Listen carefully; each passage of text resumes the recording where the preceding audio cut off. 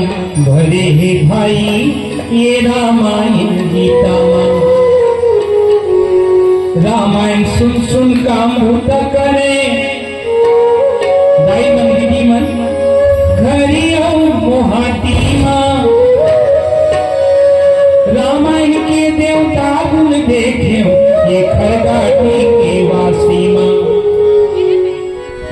और रामायण के देवता गुण देखे ये छत्तीसगढ़ के वासी माँ। कटकुमन थे भूलन कुंडली भूलन भूलन वो दोगला के बदमाशी माँ।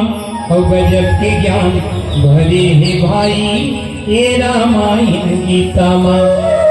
सियावर रामचंद्र की हमारे कुसुम बहनी की आवाज में सुनते भजन।